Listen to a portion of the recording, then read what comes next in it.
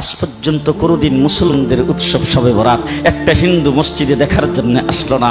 মুসলমানদের উৎসব শবে কদর একটা হিন্দু কোনোদিন চাওয়ার জন্য আসলো না। মুসলমানদের উৎসব রমজান মাসের রোজা একটা হিন্দু কোনোদিন তোমার সাথে সমাজ করার জন্য রাখলো না। একটা হিন্দু কোনোদিন তোমার ঈদের নামাজে আসলো না।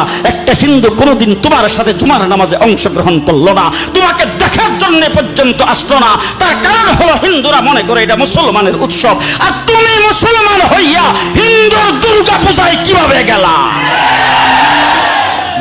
তোমার কি হয়ে গেল? তোমার কি লজ্জা শরম তুমি ধুয়ে ফেলে দিয়েছো? তোমার কি কোনো লজ্জা শরম নাই?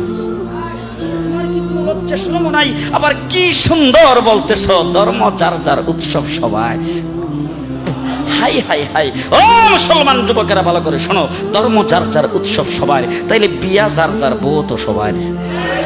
জি, বিয়ে যার যার বউ সবার, পুষ্কুনি যার যার মাস সবার, গাছ যার যার ফল সবার, ক্ষেত যার যার ফসল সবার, দোকান যার যার মাল সবার। এখন ঘুমাইছে কি কথা বলেন না কেন? তাহলে আমার দোকানের মাল যদি আমার হয়, আমার ক্ষেতের ফসল যদি আমার হয়, আমার গাছের ফল যদি আমার হয়, আমার গাছের নারিকেল যদি আমার হয়, আমি বিয়ে করলে বউ যদি আমার হয়, মুসলমান আমার পুষ্কুনির মাস যদি আমার হয়, তাইলে ধর্ম যার উৎসব তার। ধর্ম যার উৎসব আরো জোরে, ধর্ম যার উৎসব, ধর্ম যার উৎসব তার। ও আমার ভাইরা, হিন্দুরা আমার দেশে যারা বসবাস করে তারা আমার দেশের নাগরিক ভাই। কি ভাই? নাগরিক ভাই। সুতরাং নাগরিক সুযোগ সুবিধা যেটা বুক করার সেটা তারাও বুক করবে। রাষ্ট্রের নাগরিক সুযোগ সুবিধা তারা বুক করবে। আমরা মুসলমানের দেশ, বাংলাদেশ সাম্প্রদায়িক সম্প্রীতির দেশ। আমরা কোনোদিন তাদের পূজাতে আক্রমণ করব না, তাদের কোনো অনুষ্ঠানে আমরা বাধা দিব না, তাদের ব্যবসা বাণিজ্যে বাধা দিব না, তাদের চলাফেরাতে বাধা দিব না, তাদের কোনো কার্যক্রমে বাধা দিব না। নাগরিক সমস্ত সুবিধা তারা বুক করে বাংলাদেশে বসবাস করবে। এইটা দেওয়ার জন্য যদি আমাদের কোনো যুদ্ধ জাহাজ করা লাগলে সেটাও আমরা করব। তবে মুসলমান কোনোদিন হিন্দুদের পূজায় যাইতে পারবে না। হিন্দু জীবন আমাদের কোনো পূজায় আসে না। ঠিক না ঠিক? ঠিক না ঠিক? হ্যাঁ, মুসলমান কি সুন্দর। আমার দেশের মুসলমানদের ছেলেপেলাদের পর্যন্ত আজকে গায়ে রং লাগানো হচ্ছে। মুসলমানদের ছেলেপেলাদের ছেলে মেয়েদের গায়ে রং দেওয়া হচ্ছে। তার কারণটা কি বলে? ধর্ম যার যার উৎসব সবার। ধর্ম যার যার উৎসব সবার। তাইলে তুমি যখন উৎসব করলা ঈদের দিন, তোমার ঘরে সেমাই পাক হলো, কোনো হিন্দুর ঘরে সেমাই কিনছে জীবনে? রাগ করতেছে? তোমার ঘরে যে তুমি সেমাই পাকাইলা ঈদের দিন হিসাবে, তোমার উৎসব হিসাবে, কোন মুসলমানের সেমাই পাক করা দেখা হিন্দু কোনোদিন সেমাই পাক করছে? কথা দিয়ে আসতে কম করছে কোনোদিন? তাইলে মুসলমান তুমি বুঝতে পারলাম না, তুমি কিভাবে বৈশাখ মাসের 1 তারিখে ইলিশ মাছ কিনলা? তোমার উৎসব তো হইল মুহররম মাসের 10 তারিখ, তোমার উৎসব তো হইল ঈদের দিন, তোমার উৎসব তো হইল শবে বরাত শবে কদরের দিন, তোমার উৎসব তো হইল রমজান মাসের ইফতারের সময়, তোমার উৎসব তো হইল শুক্রবার দিন জুমার নামাজের সময়। তুমি এইগুলি পালন করবা।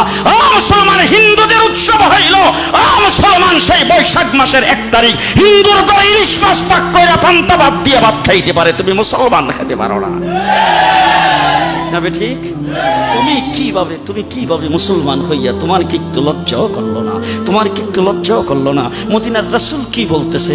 মুসলমানেরা বাংলাদেশের ধর্ম যার যার উৎসব সবার। তোমরা যদি এই কথা বলে থাকো, তাইলে আমি যদি এই স্লোগানটা দিতাম মক্কাতে, তো আমি প্রেসিডেন্ট হয়ে যাইতাম। কাফেররা এসে তো রাসূলকে প্রস্তাব দিয়েছেন, ঠিক আছে আপনার ধর্ম আপনার জায়গায় থাক, আমাদের ধর্ম আমাদের জায়গায় থাক। সুতরাং একটা কাজ করেন, আপনি একদিন করবেন আর আমরা একদিন করব। আপনি একদিন ইসলামের কাজ করবেন, আমরা সবাই আপনার সাথে থাকবো। আর একদিন আমরা মূর্তিদের পূজা করবো, আপনি আমরা লগে থাকবেন। রাসূল সাল্লাল্লাহু আলাইহি সাল্লাম, তোমরা তোমাদেরটা নিয়ে থাকো, আমি আমারটা লইয়া আছি। সুবহানাল্লাহ কয় না?